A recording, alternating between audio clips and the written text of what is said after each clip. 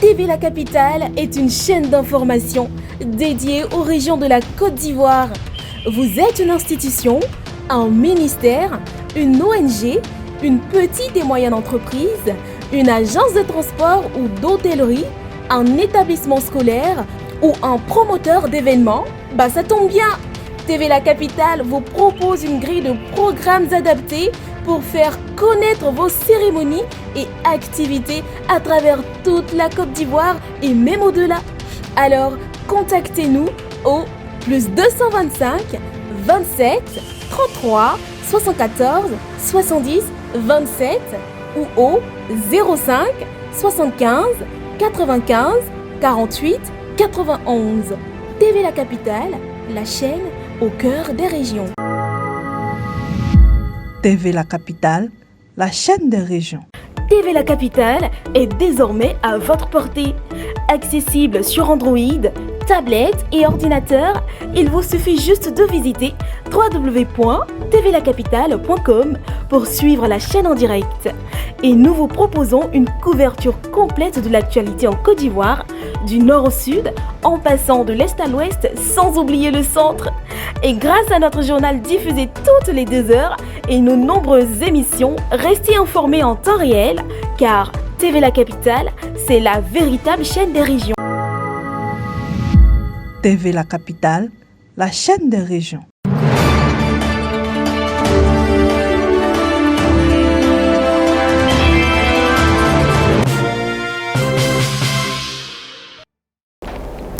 Bonjour à tous, je vous souhaite la bienvenue dans le journal. Vous êtes avec Ruby Kassila et je vous présente les titres. Nous démarrerons notre fil d'actualité avec ces informations de la capitale politique de Côte d'Ivoire. Le Sénat ivoirien en plénière, 8 projets de loi délibérés et un nouvel agenda adopté. Tabaski 2025, Augustin Thiam, ministre-gouverneur, offre 80 béliers à sa communauté musulmane. À Kani, nous parlerons de grossesse en milieu scolaire. Fadia Dougou, mobilisée contre ce fléau. La première dame, Madame Dominique Ouattara, inaugure le lycée d'excellence de jeunes filles à Sinématiadi.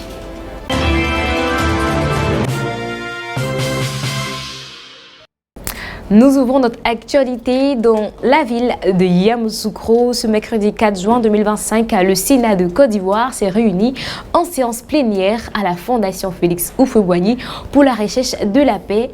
L'ordre du jour portait sur la délibération de 8 projets de loi et l'approbation de l'agenda parlementaire pour la période du 3 au 19 juin 2025. Le reportage d'Inès Nda. Cette séance a été présidée par Mme Sarah Fatiga Sako, vice-présidente du Sénat, assistée de plusieurs secrétaires de bureau et de séance. Les sénateurs ont examiné un ensemble de projets de loi d'envergure nationale et internationale. Parmi eux, plusieurs ratifications d'ordonnances portant sur l'organisation de la société civile, le droit applicable aux zones industrielles, la réforme du Code des investissements, le droit unique de sortie sur les exportations d'anacades. À l'international, les élus ont également voté sur des projets de loi autorisant le président de la République à ratifier la Convention numéro 122 de l'OIT sur la politique de l'emploi, la Convention numéro 176 de l'OIT sur la sécurité dans les mines, l'accord créant l'Organisation interafricaine du café, l'accord international sur le café de 2022 adopté à Londres. Chaque projet de loi a fait l'objet d'un débat nourri, article par article, avant le vote final. Les 8 projets de loi ont été adoptés à l'unanimité par l'ensemble des sénateurs présents. À l'issue de la délibération, les sénateurs ont procédé à l'approbation du programme de travail pour la période allant du 3 au 19 juin 2025. Ce calendrier avait été préalablement validé lors de la conférence des présidents tenue le 3 juin au siège du Sénat. Nous restons à Yamoussoukro. Augustin Thiam, ministre-gouverneur, a offert 80 béliers à la communauté musulmane ce mercredi 4 juin 2025 afin de l'accompagner dans la célébration de la fête de la Tabaski qui recommande le sacrifice de cet animal aux fidèles. Reportage de Souro Estelle. Absent, le ministre-gouverneur s'est fait représenter par Kwasi Kofi Augustin Félix, 5e vice-gouverneur qui a conduit la délégation officielle. La cérémonie, marquée par un esprit de fraternité et de générosité, s'est ouverte à la grande mosquée de la capitale politique.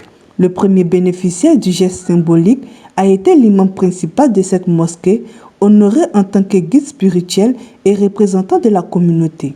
Dans son adresse, le 5e vice-gouverneur a rappelé que ce don s'inscrit dans une tradition initiée depuis 20 ans par le ministre-gouverneur Augustin Tiam. À travers ce geste réitéré chaque année à l'approche de la fête de Tabaski, le ministre-gouverneur entend réaffirmer son attachement profond aux valeurs fondamentales de solidarité, de fraternité religieuse et de cohésion sociale. Il nous a envoyé remettre un bélier au grand imam et remettre 79 autres aux musulmans du district autonome de Yamoussoukro. Il a l'habitude de faire cela, de faire ses dons à ses frères musulmans. Et il a demandé également qu'à l'occasion de la fête de la Tabaski 2025, que tous les musulmans du district autonome de Yamoussoukro prient pour le président de la République, prient pour l'ensemble du gouvernement et prient pour la population de Yamoussoukro, pour qu'il y ait la paix, la tranquillité et la cohésion. L'imam en retour a élevé des prières et des formulations de bénédiction pour la paix, la prospérité et la stabilité dans la région. Il a salué l'engagement constant des autorités envers la communauté musulmane, en particulier en cette période de grande signification spirituelle. Notre sentiment est vraiment grand. Notre sentiment est bon. Tout ce qu'ils demandent chaque fois qu'ils viennent, ils nous demandent de prier pour la Côte d'Ivoire, pour le président de la République, pour le gouvernement, pour les habitants de Yamoussoukro. Cela vaut tout. Un chef qui pense à ses collaborateurs et ses titrés, c'est un bon chef. Cela nous va droit au cœur. En tant que chef religieux, notre rôle c'est de prier, être gardien de la paix et garant de la paix aussi. C'est pourquoi chaque prière, on a demandé à tous les imams de toujours prier, surtout dans cette année, l'année électorale. Vraiment, on doit multiplier les prières. Allah, à notre entente, Allah va nous accorder pour que tout passe bien, Inch'Allah.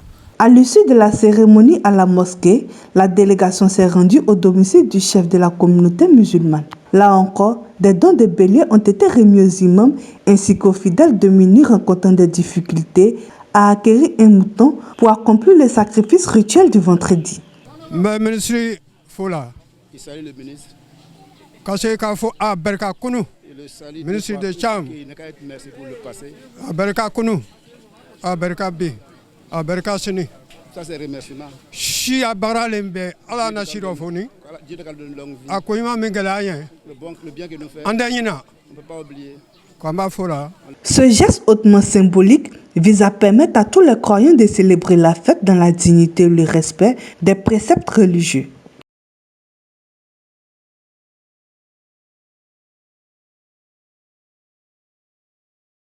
Nous nous rendons à Fadiadougou au nord-ouest de la Côte d'Ivoire.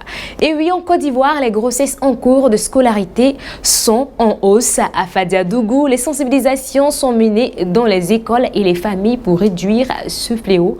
Suivons ensemble le reportage de Soro Estelle. Malgré les campagnes de sensibilisation, le nombre de grossesses en cours de scolarité ne diminue pas en Côte d'Ivoire. En 2023, le pays a enregistré 3588 cas. En 2024, ce chiffre est passé de 4317, soit une hausse de 15,3%. La sous-préfecture de Fadiadougou dans le département de Kami n'échappe pas à ce fléau. Le collège de proximité de la localité recense également des cas. Et nous nous retrouvons avec en moyenne 8-9 cas de grossesse par an. Voilà, cette année, il y a eu une légère baisse au niveau donc, du taux de grossesse. On a repris ce travail de sensibilisation. À Fadiadougou, cette baisse relative des cas est le fruit du travail de sensibilisation mené tant au sein des établissements scolaires qu'au sein des familles. Une cellule mère-élève a été mise en place avec le soutien actif de la sage-femme du centre de santé rural. Nous visitons les cours, faisons des réunions, recenser des filles et les mères aussi à nous aider à organiser les filles. Si une fille sait qu'elle ne peut pas s'abstenir, il y a les moyens préventifs, les pilules. Tout ça, c'est encore mieux que de tomber enceinte pendant sa scolarisation. Les parents sont désormais pleinement impliqués dans la lutte contre les grossesses précoces à l'école. Les parents ont beaucoup démissionné. Elles n'ont pas les moyens d'acheter les livres, mais les parents ont les moyens d'acheter de gros téléphones pour elles. Donc du coup, l'accès aux filles est devenu facile. Il y a des filles qui sont venues ici, au départ on a fini, on a fait le counseling où elles étaient d'accord et puis elles sortent, elles reviennent, elles disent non qu'elles ne veulent plus faire. Quand tu demandes, on dit non, ça rend stérile. Mais qui t'a dit ça? Elle dit ah, ce sont mes parents. Le chef du village ainsi que les responsables des mutuelles de développement de Fadiadougou jouent un rôle de premier plan dans les efforts d'éradication du phénomène. Moi et ma notabilité, nous avons essayé de chercher des solutions. Comment faire pour éviter ces grossesses-là? J'ai soulevé une délégation pour passer dans tous les villages pour informer les chefs de village. Le jour qu'on prend un jeune qui va quitter là-bas pour venir derrière une fille ici, vraiment on va le sanctionner. Les guides religieux, quant à eux, servent de relais communautaires pour renforcer les messages de prévention. On ne peut pas se retirer, dire que nous n'avons pas une part dedans. Nous leur inculquons toute l'éducation parentale et en même temps celle de la religion. Une autre approche complémentaire consiste à valoriser l'excellence scolaire. Une journée de l'excellence est organisée chaque année depuis l'ouverture du collège. La 6e édition récemment célébrée a permis de récompenser les meilleurs élèves, renforçant ainsi la motivation à poursuivre les études. Rendre hommage au mérite, éveiller les consciences, sensibiliser chaque élève, chaque famille, chaque acteur éducatif aux dangers que représentent les grossesses précoces pour l'avenir de nos enfants et en particulier celui des jeunes filles. Le parrain de cette journée s'est engagé à accompagner les jeunes filles afin de les encourager à se concentrer pleinement sur leur parcours scolaire. Enfin, à Cinématiali, ce samedi 31 mai, la première dame, Madame Dominique Ouattara, a inauguré le lycée d'excellence à Dominique Ouattara de jeunes filles de Cinématiali doté d'équipements de pointe et d'un internat, ainsi que la célébration de la fête des mères où elle a octroyé une dotation additionnelle de 500 millions de francs CFA du FAFSI. Des dons vivres et non vivres d'une valeur de 500 millions de francs CFA ont été distribués, sans oublier 5 000 complets de pagnes. Le reportage de Ouattara Daouda, notre correspondant dans la région. La première dame de la République de Côte d'Ivoire, Madame Dominique Ouattara, a inauguré officiellement le lycée d'excellence Dominique Ouattara des jeunes filles de Cinématiali, en présence de plusieurs membres du gouvernement, dont la ministre en charge de l'éducation nationale, professeur Maria Toukouni. Bâti sur une superficie de 7 hectares, doté d'équipements de pointe et d'un internat. Construit par Contraci, société de construction ivoirienne, cet établissement d'excellence allie ingénieusement bâtiments modulaires et construction conventionnelle, offrant un cadre d'apprentissage moderne et durable, comprenant des salles de classe spécialisées, une bibliothèque, un amphithéâtre, des dortoirs de 600 lits, un réfectoire, des terrains de sport et des logements pour les enseignants. Maman Dominique, quand vous irez à Abidjan, dites merci à notre papa, le président Alassane Ouattara, pour tout ce qu'il fait pour nous les enfants de Côte d'Ivoire. Que Dieu lui donne longue vie, ainsi qu'à vous aussi notre maman. Notre espoir, Madame la Première Dame, notre souhait, c'est que les jeunes filles d'aujourd'hui et celles des générations futures qui franchiront les portes de cet établissement réussissent brillamment dans leurs études et soient votre fierté. Le lycée de jeunes filles d'excellence Dominique Ouattara de Cinématiali n'est pas seulement une infrastructure de plus, c'est un symbole d'égalité, d'autonomisation, de dignité et de foi en l'avenir. Ce lycée est aussi le reflet de nombreuses actions de Madame la Première Dame, Madame Dominique Ouattara. La ministre Maria Toukouni a souligné que cette initiative s'inscrit dans le vaste programme de construction d'infrastructures éducatives initié par le président de la République de Côte d'Ivoire, son Excellence M. Alassane Ouattara. Et cette première étape marque une série de 15 établissements d'excellence de jeunes filles avec internat qui seront livrés en 2025.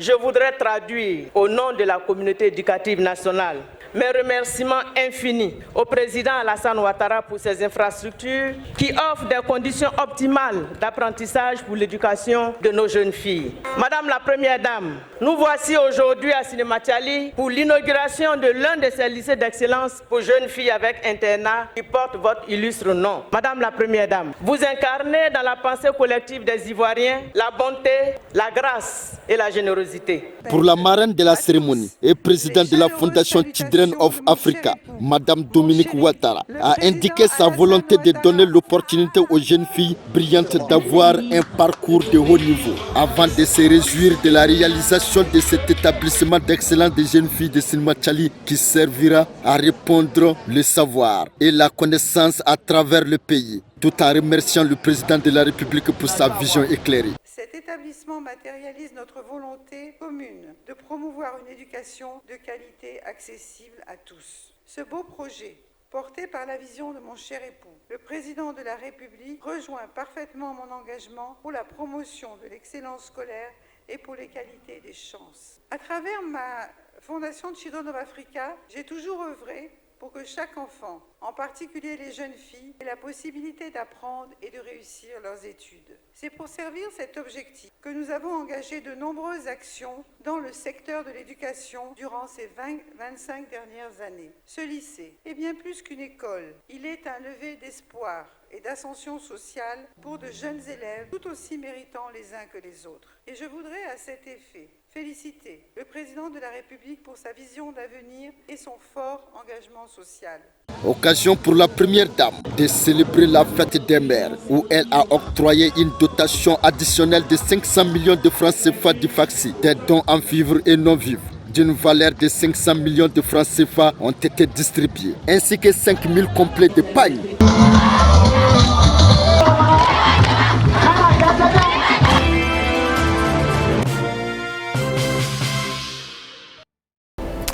Et voilà, c'est tout pour ce journal. On se donne rendez-vous à très bientôt pour une nouvelle édition. D'ici là, restez focus sur TV La Capitale, la chaîne des régions.